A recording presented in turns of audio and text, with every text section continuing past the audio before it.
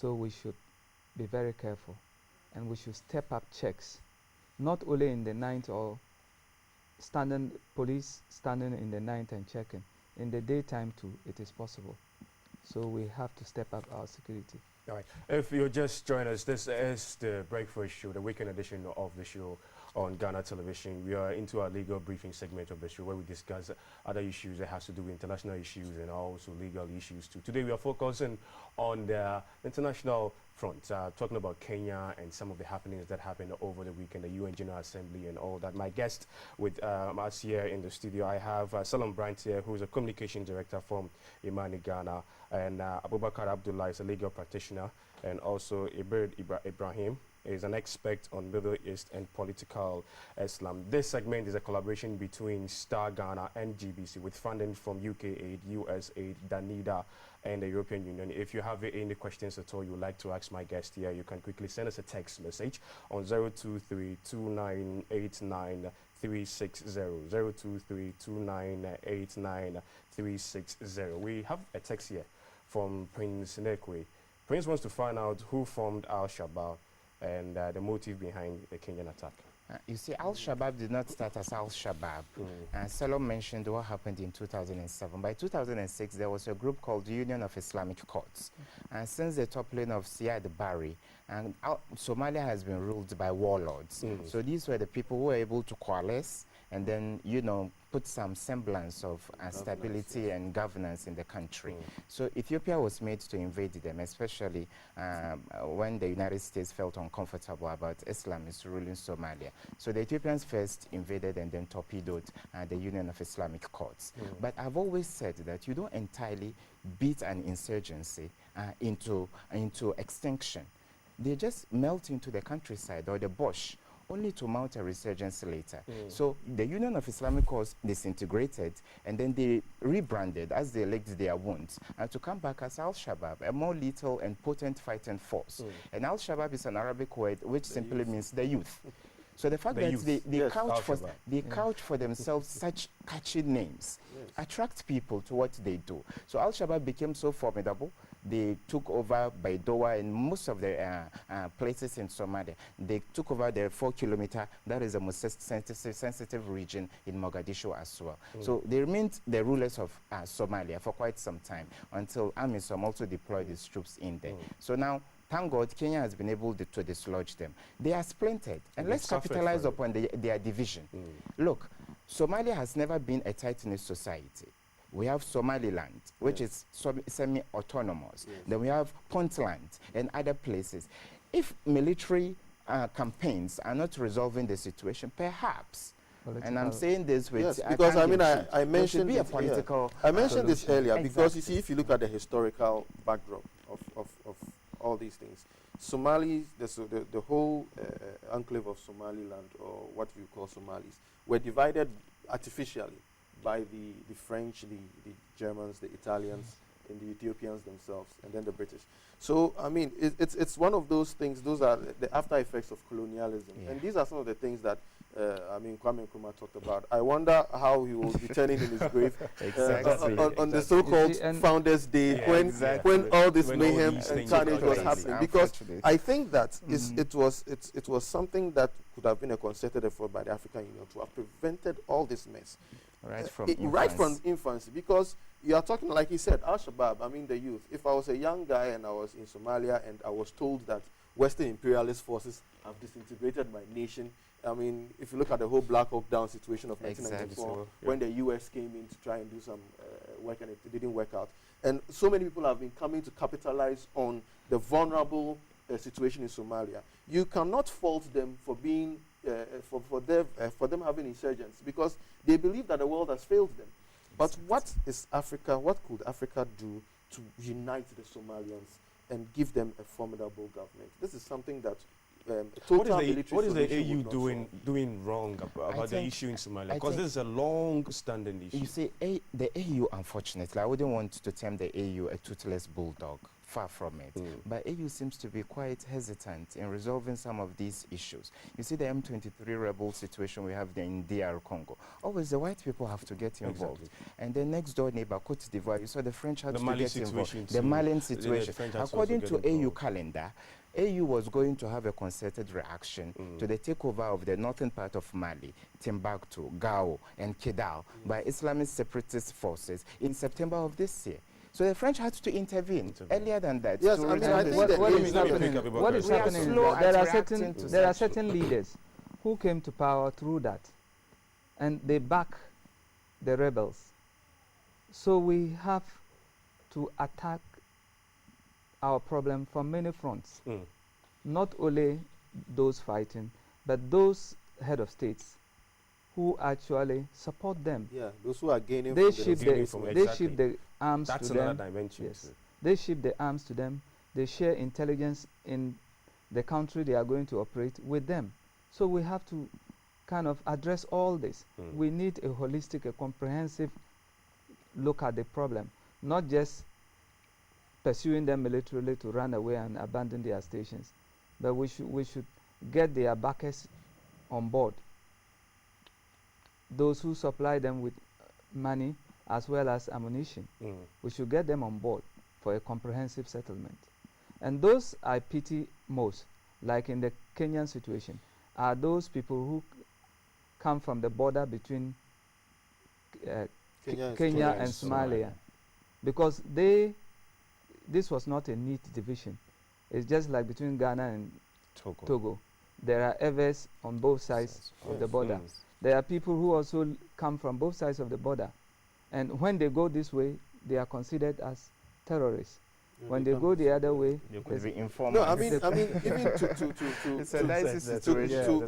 contribute to that, you see, the Somali population in a lot of these areas has grown.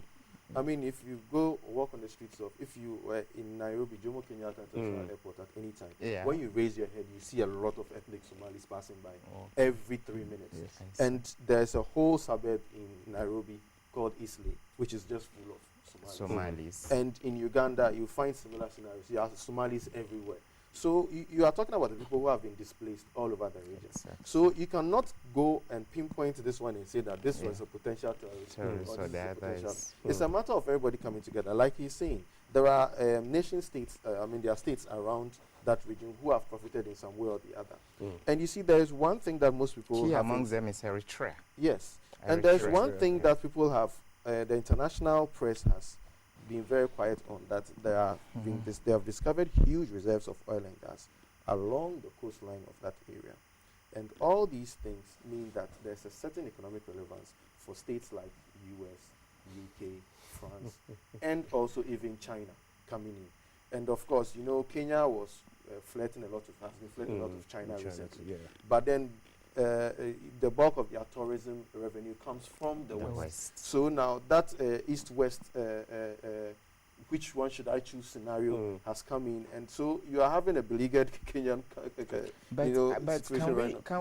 Can we look at national reconciliation? Can we leave the Somalis to resolve their own internal problems? If that can be resolved. It can be resolved when they also involve the communities that are around. That is why I was saying that a certain level of diplomacy, aggressive diplomacy should be done, because you are talking about a huge Kenyan Somalian population, Ugandan Somalian population, even in Ethiopia itself. I'm sure there should be some. In Tanzania there should be some. Burundi, etc. Now, if they could get the leaders of all those places, because they are also religious leaders too. Because you see, the leadership structure is more of a religious, and then it boils down to the clans and etc. So now, if they could get all those people, a lot of them together, the main stakeholders together, and then dialogue with their relatives in the country itself, it is going to actually neutralize the effect of the Al-Shabaab. Because I mean, I think the Al-Shabaab could be changed from a military to a political wing, like even something close to what the Muslim Brotherhood is in Egypt. Although it has been outlawed, I mean, although it has been outlawed, it's the lesser of look, there are two groups. We have the Islamists and we have the jihadists. Yes. The Islamists are ready to take part in the political process. Exactly. But in a situation like the Muslim Brotherhood, where these people have come to power, not through the the ammunition box, but through the ballot box, and see how the international community has left. Let's try. Let's leave the Kenyan issue here for now. Quickly touch on the UN General Assembly, which well, I think our president spoke, and the theme for most of the leaders who spoke that day was the chemical weapon in Syria and the dynamics in that situation. What I find so worrying is the division you have when it comes to the use of chemical weapon, with Syria involved, especially with the stand taken by America and also the stands taken by Russia. I think I've monitored the Syrian situation for quite some time. Syria is a tragedy. It's a civil war that costs the lives of, on average, 6,000 people every month, and it has ground on for 2.5 years. Are there that many? There are many. There are about Ghana's population. No, even right now, there are 2 million. If you go on Google Maps, there are 2 million people who have just moved into the Turkish side of the border. They are displaced. 2 million people. So, you see, it's a dire situation. The international community should be decisive. You see, the wishy-washy attitude of the Obama administration seems not to be helping matters. Why do you describe it as a wishy-washy attitude? Last year, Obama said there was a red line, and that red line was the use of Bashar al-Assad of chemical weapons. And there are forensic evidence. We have samples from people's blood, people that have been killed in the various parts of Syria, that chemical weapons have indeed been used. And in September, just recently, a UN inspection team was sent in there. So Obama had, the Syrians had thrown down the gauntlet. They said he could do his worst. But he decided that he would go and get congressional authorization to do that. But just when he was flirting with military, the use of military power, they said, now, well, we are going to give diplomacy a last-ditch chance. You understand? So I think Assad feels emboldened. It's good the Russians are coming in to become the interlocutors in the current crisis. But I think the use Why the strong stand from Russia? Russia has got economic, political and diplomatic interests in Syria. Syria is the only pariah Arab state in the Middle East. All the Arab states, that's Saudi Arabia, Iraq, Oman, the United Arab Emirates, all these countries pander to the whims and caprices of the West. The only voice of dissidence that is coming from the quarters of the Middle East and from an Arab is the Arab and the Syrian. The other situation is that Russia doesn't want to be seen being missing in international relations. They also have the veto power just like the US. So they also want to come to the world stage and say, look, you cannot always lead the world. We are also there. This is our situation. This is our way of solving the problem. Let's try it. That is why the new approach has come. And Russia is still insisting that if even they don't observe it, you have to go back to the UN Security Council for a resolution to attack them, which I certainly believe they will veto. Exactly. And then you see, Russia, I certainly believe. The only Arab country in which Russia has got a military presence, when I say military presence, a permanent military presence, is in Syria. They have got a military base in the coastal city of Tartus. So, and then Russia, as a communist or socialist state, does not want to encourage the culture of people power. The way the Arab Spring has, you know, I think the Syrian situation is very delicate because you see, in considering the best way to tackle the whole Bashar al-Assad problem, you also have to think about the fact that the rebels themselves have also not made their case very, I'll say, sweet in quotes, because I mean, recent events also show that they have been marauding, they have been attacking religious minorities like the Christians, because you have to realize that most people think of Syria as a fully Muslim country. But like Lebanon, they have a considerable Muslim population. And those things. Sorry to cut you in here. We have some few texts with you from our viewers. Let's just quickly deal with them before time catches up with that. We have one here. What system are we putting in place to make Ghanaians security conscious? And if you get a copy of today's daily graphic, the Minister for Defence has put out some outline that they are doing. And why didn't the UK communicate to the presidency but decided to broadcast publicly? And this is coming from Isaac.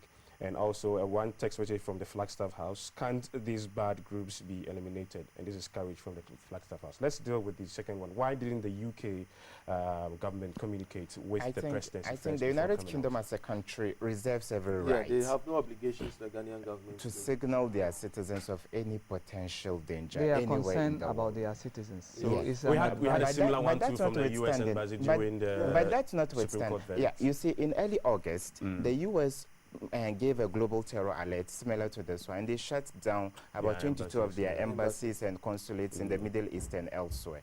But where I fault the MI6, Britain's intelligence agencies, that at least if you picked up any signals of a potential attack, at least you should inform our own intelligence agencies. I am sure that. Do we know whether they have a relationship? I am the MI6 they have very good relationships. In fact, if you not remember, anything at all, most of our army through officers Interpol, used to train at They still go there. Yeah. But what I'm saying is that is there a diplomatic channel where they can share intelligence? I am sure that if we don't have one, we are in trouble. Even before this public statement, I am sure that certain levels of information have exchanged. And I'm even sure that there will be a few people on the ground here who are monitoring the situation. Sometimes, and because you see, we don't know how intelligence works, but sometimes you'll be shocked that when you look at the classified, CIA files, you realize that there are always people on the ground monitoring every situation. And for all you know, the CIA has got secret, operation centers everywhere. But where I fault them is with that timely, the fact that it was untimely. Which Africa, one? The UK declaration. You see, Africa has been traumatized by the attacks that have taken place in Nairobi. And for you to throw panic and fear in the air does not, help the current resilience and recovery. You see, someone will also look at it that, well, it's for us to also sit up. We need not that's relax. exactly where I'm coming from. Why should we sit down for someone to come and tell us our house is burning? Exactly. We should put in structures. If the structures are not working, we can seek assistance to strengthen the structures. So we should be able to protect ourselves. We shouldn't depend on foreign intelligence. However, there is a need to coordinate intelligence so that you can monitor the movement or the activities of rebels or insurgents. So in that case, we shouldn't sit down and say, we've received this from England, from the UK. So we are going to run, and we should have permanent structures looking at this. I'm sure we do have, but we don't know because it's intelligence. But if we don't have, let's pick it up. Not depending on foreign intelligence brings one thing to mind, whether we have the capacity to really control such situations. I'm sure we have the capacity. The speed of response is what I do not know. Because, of course, we have very good soldiers, and they've gone out and distinguished themselves very, very well. In peacekeeping. And so they have a lot of experience if it comes to warfare. But you see, if you look at the current way warfare is done right now, it's urban warfare. It's not jungle warfare anymore. Exactly. So your training in Bundasi, for instance, cannot safeguard people at let's say Accra Mall or at the conference center, where people fight in close quarters. Because you are talking about close quarter combat. Yeah. And those who play video games a lot know how to work. But you see, being more practical, I think that maybe our military or special forces or whichever it is should also maybe have quite a lot of extensive training in hostage crisis management, for instance, hostage crisis management, rapid rescue. Because you see, I'm very, very afraid in terms of when it comes to things like rapid rescue. We should have learned lessons from the mall collapse, the Melcom collapse last year, to understand that we need to have certain things in place on the ground. 2 hours. I mean, our urban centers are very, very, we have Accra, we have Kumasi, we have Takoradi. There should be rapid response teams in all these 3 places. And they should be well-resourced, very well-trained. We talk about highly trained, quick response people on call 24 hours. Because, you see, it might not even be a shooting incident. It might just be a hostage crisis, for example. And one thing is that if we don't have the funding, we can appeal. I think we can always make the case for that kind of funding. Because the threat is not only to us, it's a global problem.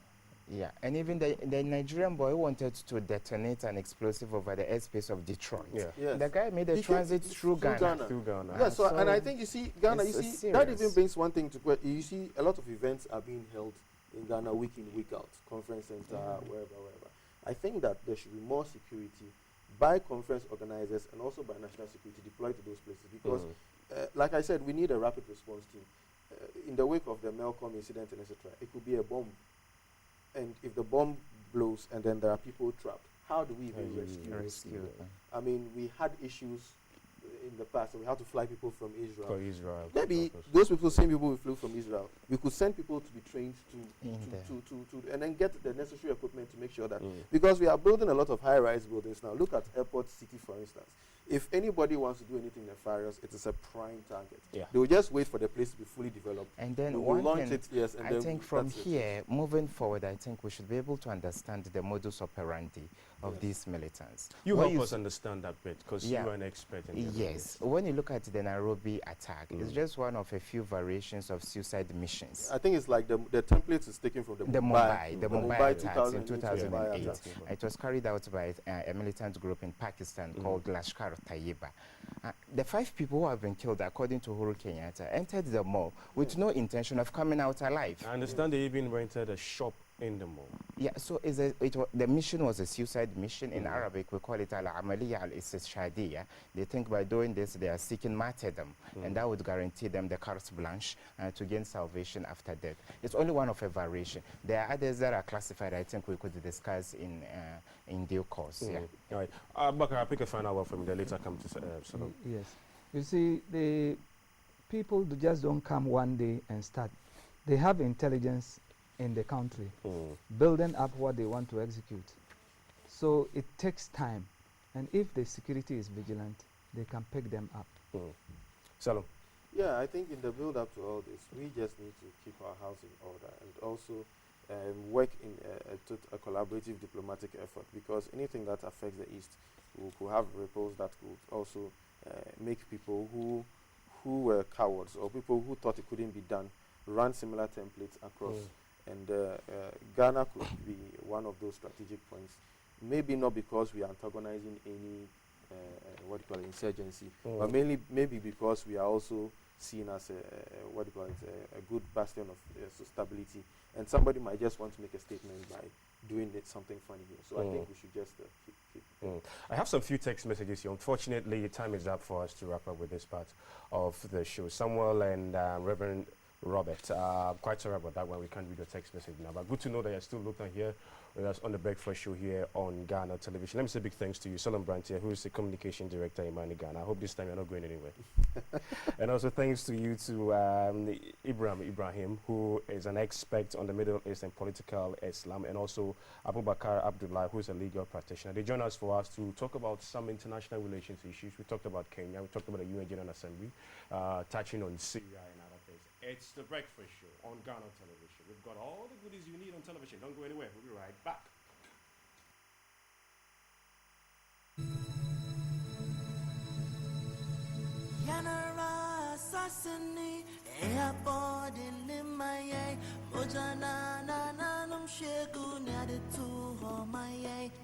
Edumene wososo say be piatwaso nindian twaso kutu kraninya besemen kuminga edi bremu de mama ya sase kudo atuse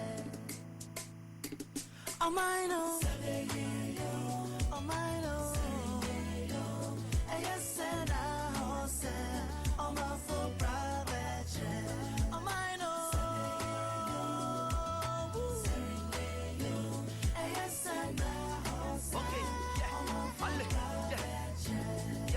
Okay, this is my motherland, Lady Ghana tiny. Anything I go talk, we get a time in war up for Nia hey, Bonnie Dan F.A. Many me feel he get here, many won't pay. Malaba he can you feel the Bajamin Cabo.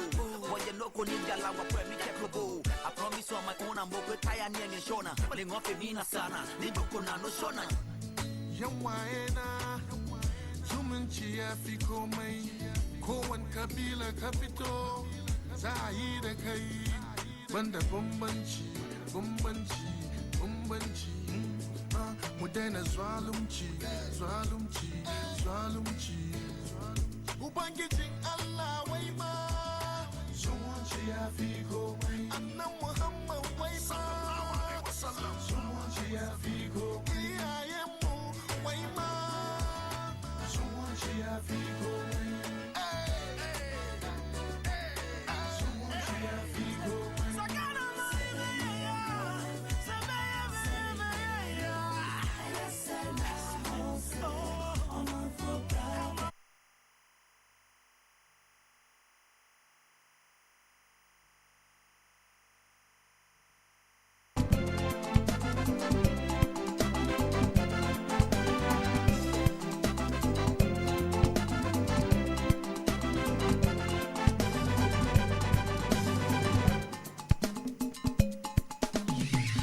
This is Ghana Television, the pulse of the nation.